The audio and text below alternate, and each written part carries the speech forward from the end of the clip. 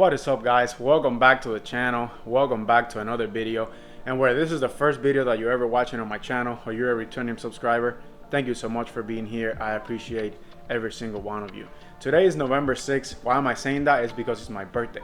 And I'm not planning. I'm already kitted, ready to go for a century ride. So that's gonna be sort of my birthday present to myself. I'm gonna go out for a 100-mile ride.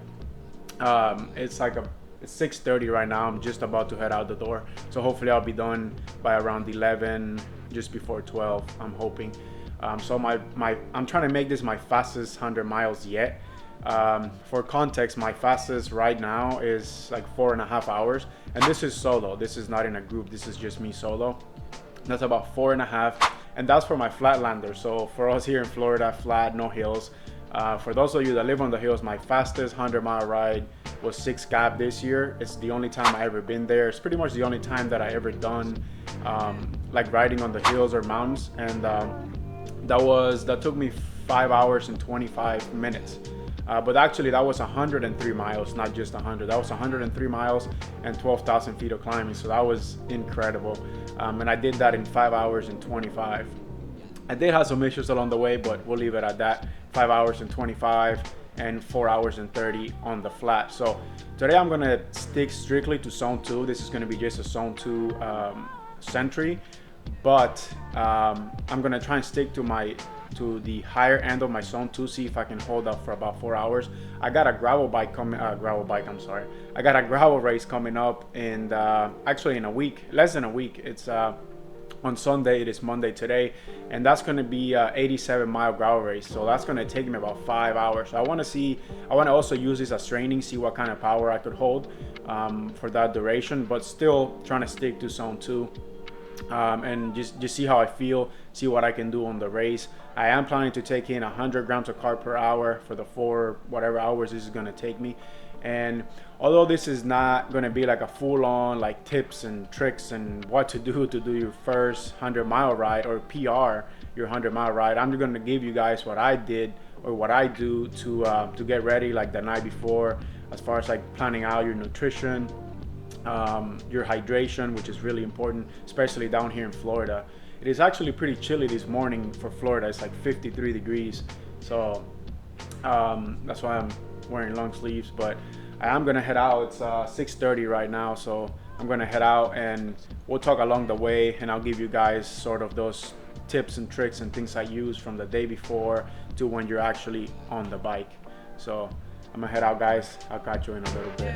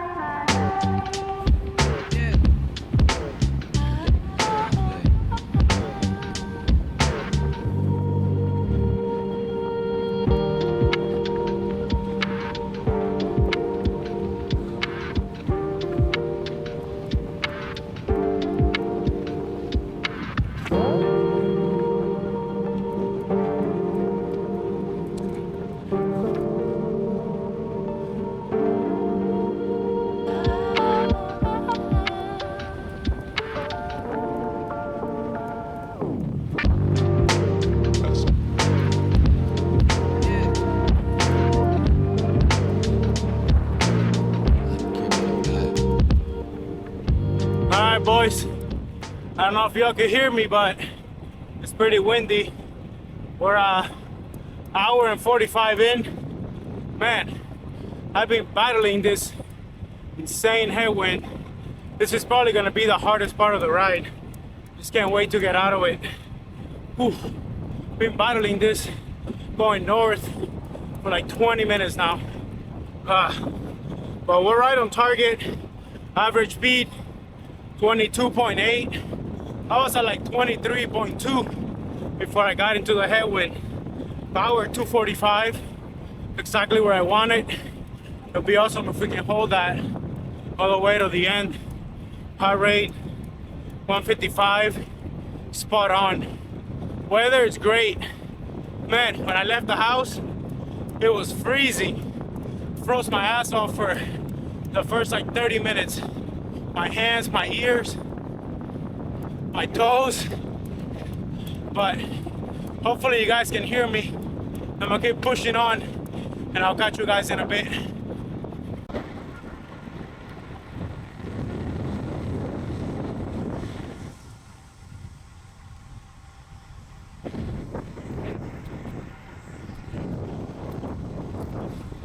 All right, boys, final stretch. We're battling a freaking headwind right now, but we're on for a PR. Got exactly 5 miles left to get home and 5 miles to finish the ride. So we're right on target for what we set out to do. For the last 2.5 hours, I've had a really bad back pain.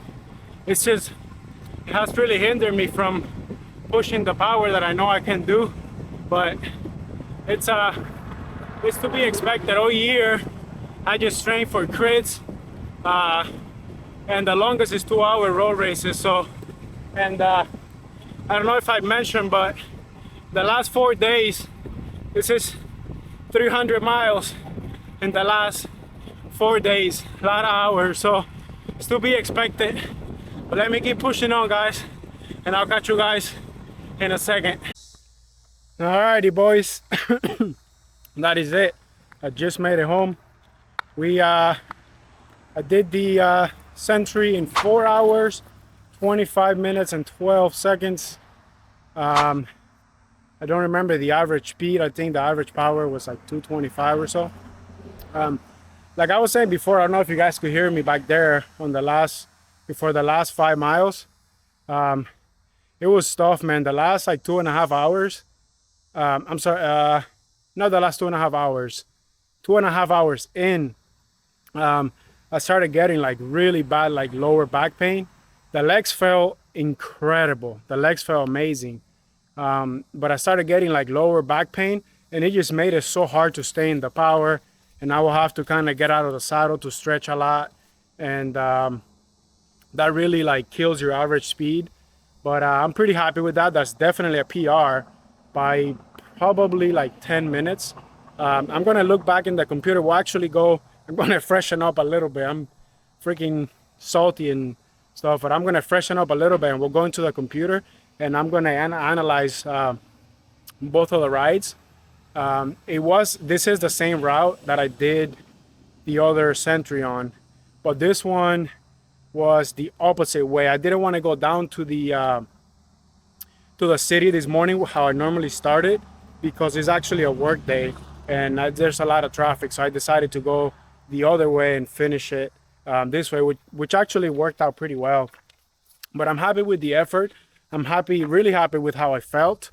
Like I said, it was just that little bit of back pain that kind of, I suffered.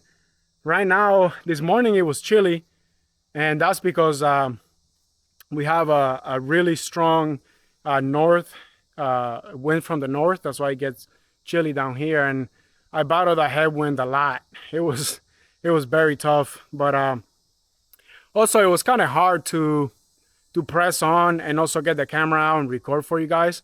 So what I'm actually going to do once we analyze that footage, when we analyze the effort from both of them and see how much faster I went today than last time, I'm going to actually give you guys a little bit more pointers of what I do to do the Century rides. And this is the first time that I ever ride with the hydration pack on the road. And I'm doing it like I mentioned before because I got a gravel race coming up this coming weekend, and I'm kind of testing it out. It's amazing. I think every Century I do from now on, I'm gonna have it on. It's actually not uncomfortable at all. And I had 3 hours of fueling and hydration in there. So I mean, you do most of the ride with that. and I took two more bottles, so that would have been for 5 hours. Obviously, we didn't get to the 5 hours. I had 2 gels as well, 22 grams of carb each, and half of this bottle. So I think we did really good on fueling. And as I mentioned before, the back pain, I probably had to get back into doing a little bit more core, get a stronger core, and yeah. And also, this is over 300 miles in the last 4 days. So Friday I did a gravel ride that was 71 miles. Saturday I did a team endurance ride that was like 75. Then yesterday, because I knew I was doing this, I went out and did a little bit of a gravel ride, but only about 2 hours, an hour 45, and that was like 35 miles. And then today, so that's 140 plus 35. So yeah, it's about 280 miles in the last 4 days. So maybe that's why also I got that little bit of back pain, but I'm not bummed about it. It was a great effort. Well, guys, I'm gonna go in, freshen up a little bit, and we're gonna jump into the computer and we'll analyze that effort. So stay tuned for that. Look at this, guys. Get home. I'm gonna eat the whole damn brownie today. Deserve it. Burn a lot of calories today. So like I mentioned before in the beginning of the video, it's actually my birthday. So I took the day off. That's why I went out for this ride, and don't regret it. It was incredible. All right, guys. So now I finally had some time to freshen up, take a shower, have lunch. I ate half of the brownie that you guys just saw a few seconds ago there, and I started working on the edit. I want to make sure I get this video out to you guys as soon as possible. And I did analyze the effort, and we ended up beating my previous PR by 20 minutes, not just 10 minutes like I said before. So my PR before this was 22.3 miles an hour, and that took me 4 hours and 46 minutes exactly. And today I did it in 4 hours. I did it at 22.6 miles an hour, and I did it in 4 hours and 26 minutes, which is exactly 20 minutes, which is pretty incredible. Now, I did mention that about 3 hours in, I was right on target. I felt amazing. Legs felt incredible the whole entire time. But that back pain came in and really hindered me, and it was so hard to stay on the power. I think up to then, my average speed was like almost 22.9. It was either 22.9 or 22.8. And my average watts were about 240, between 240 and 245, which is something I know that I can definitely hold for that 4.5 hour mark. But the back pain just completely hindered me. I was having to stand up every few seconds to stretch my back and just like not even pedal, which completely destroyed my average speed. I did have to stop a few times at I think like 2 traffic lights and a stop sign, but that's just all part of it. That's completely okay. And this does motivate me because it is base season, so we're gonna keep putting those long rides in, and I know I can go out there again when I'm a little bit fresher, and hopefully I don't get the back pain again, and we can definitely smash this PR, maybe get closer to 415. For sure, a sub 420 will be amazing. Closer to a 415 will be absolutely incredible. Now, another thing I noticed, guys, it was going to be very hard for me to just kind of pull out the camera and talk to you guys and get my point across to you guys, and those tips and tricks that I spoke in the beginning of the video that I want to give you guys to help you, whether you're trying to achieve your first 100-mile ride or beat your PR like I just did today. So that was going to be very hard to keep pressing on and then still be able to pull out the camera while still trying to ride at a good pace. So what I'm going to do is we're going to jump into the computer because I do want to give you guys those tips. So stay tuned for that. Stick around, and I promise you, you will not regret it. They're definitely going to help you smash that PR just like they did for me today, or help you or make it easier to complete your first 100-mile ride. So let's do it. Riding your first 100 miles can be a huge milestone as a cyclist, or perhaps beating your previous fastest time in the 100-mile distance, which is what I set out to do today on this video. it can be a huge booster, a confidence booster, and a huge sense of accomplishment if done right. Now, if you mess it up, I promise you, you will never want to do another long ride again, because all your memories will just default back to all that suffering or bunking or whatever happened during that ride that you didn't plan correctly for. So hopefully with these tips that I'm going to give you guys, this will help you not make the same terrible mistakes that I have done in the past. Now, tip number 1 from you guys, it would definitely have to be planning your route. One of the most important things is to plan your route. You can go to Strava or any app that you use and be able to do that, regardless if you're trying to break your OPR or do your first century. If you're trying to complete your first century, you might look for things like maybe stops along the way, maybe space them out accordingly so you have one every 25 miles or so. Definitely one halfway to 3/4 of the way, because that's when you're going to probably start feeling tired. You're probably going to feel very good at the beginning. You might not even want to stop. But I believe halfway to 3/4, that's when you're gonna start getting tired. That's when you might need to refill your water bottles, stop, grab something to eat. And so if you're planning to do the 100 miles without stopping and set a new personal record, which is what I just set out to do today, this is also very important, because this is when you can plan to make sure that you have the least amount of traffic lights or stop sign or things that can really slow down your average speed, which is what we're going for if we're trying to set a new PR. Also very important to make sure you share the route that you will be taking with a significant other, in case if something does happen along the way, like you get a flat that you can't fix, or whatever else happens, then they know exactly where you'll be at. And also, guys, it is very annoying to ride and get to your doorstep with only 95 miles. I promise you, those last 5 miles will feel longer than the 95 you just did. Trust me, I know, because I done the same thing. Tip number 2 will be getting your bike and equipment ready. This one can really turn an amazing ride into a nightmare. And I've been lucky to not have any major issues when out on rides, but making sure that your bike is in top shape for this adventure is one of the most important things I can tell you guys to do.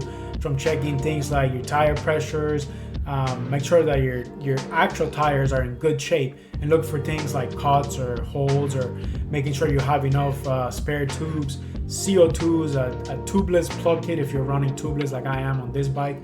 I believe this is one of the most important steps, and one that should be looked at very carefully, guys.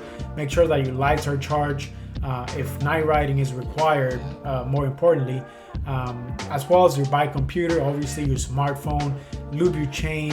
You get the point by now, but just make sure your equipment is as ready as you are to embark on this huge journey. Tip number 3, and this is huge, guys, it is nutrition and hydration. After you plan the route and your bike is ready, it's time to look into what you're going to be eating throughout the ride and even before the ride. Now, a few keys here. Not every bar, because they say they have carbs on them, mean that they're good for cycling. I'll explain why here in a second. Also note that fueling and hydration starts a day before, not just a day off once you're on the bike. If you come into the ride depleted, you will be behind the entire time, because you're adding more demand as you ride the bike. So make sure that you do some type of carb load the day before. It doesn't have to be like a full-on carb load day, like 700, not 700 would be for me, but 10 grams of carb per kilogram of body weight. Like, you don't have to go to that extreme, but even if you want to, though, it is better to be safe than sorry. Decide how much carbs you're going to take per hour once you're on the bike, and just pack a little bit extra, maybe an extra gel, an extra bar, just in case the ride takes a turn for the worse and it ends up taking a little bit longer than what you expected. Then you'll have that fail-safe nutrition for you. Trust me, you would not regret it. For me, I stick with just gels and carbs, just sugar water. I won't get into why. That's all you literally need for training, but it is. I simply just add 80 grams of white table sugar to my bottle, and also just table salt. The reason I mentioned the fact that not every bar is good for cycling, just because they have a carbs, guys, is because a lot of them, and I learned this the hard way, a lot of them contain a lot of fat and fiber, and we know that, or at least we should know, that both of those cause the absorption of carbohydrates to slow down. And the reason I stick with liquid carbs is because it's also easier for your body to absorb, and it just goes straight to your bloodstream and is very quickly, and your body doesn't have to waste the energy to digest solid food, and you can use that energy to actually pedal your bike and cool your body off, which is what takes the most amount of energy. Now, I tried doing solid food for a long time, and I just kept bunking at the end of every long ride. Also, hydration, guys, it is super important. Just losing 5% of your body weight because of dehydration can affect your performance by around 30%, which is huge. Not only that, but also your recovery after the ride, it will be completely impeded because of dehydration. Tip number 4, get a good night of sleep. This is possibly the simplest one, but so hard to do. Sleep can really be your friend, especially before a long day like this. And last but not least, guys, tip number 5 is just enjoy the ride, embrace the journey. Have fun, guys. After all, this is why we ride our bikes, and I'm saying this being very, very guilty of not doing so myself. Always focus on performance goals, especially during the season. It's either like race results or hitting a new power number, PR, increasing my FTP, and this is one of the reasons why I love base training so much. I will always pick a long training ride over a short, more intense one. I just love long days on the saddle. But during the season, it just doesn't really fit with the kind of training, kind of racing that I do, which is mostly just 60-minute crits and around an hour and a half to 2-hour road races. That is going to be it for this video, guys. I hope you guys enjoy it, and don't forget to smash that like and subscribe button. It lets me know that all this hard work that I've been putting into making great content for you guys is appreciated, and just keeps me motivated to keep growing this small channel of mine. Guys, we're so close to 1,000 subs. I cannot even believe it. You guys went absolutely crazy on the last video that I posted, and yeah, I just put a big smile on my face, and I appreciate that, guys. Thank you so much. Also, guys, let me know what's your guys' current PR and your longest ride so far. Mine is only 122 miles, but I plan on changing that very soon with a 300-mile ride that a couple of us are doing from Southwest Florida all the way down to the Florida Keys. And make sure you hit that subscribe button so you don't miss that video. It's going to be amazing when it does come out. So thank you guys for being here, and I'll see you all on the next one. Peace.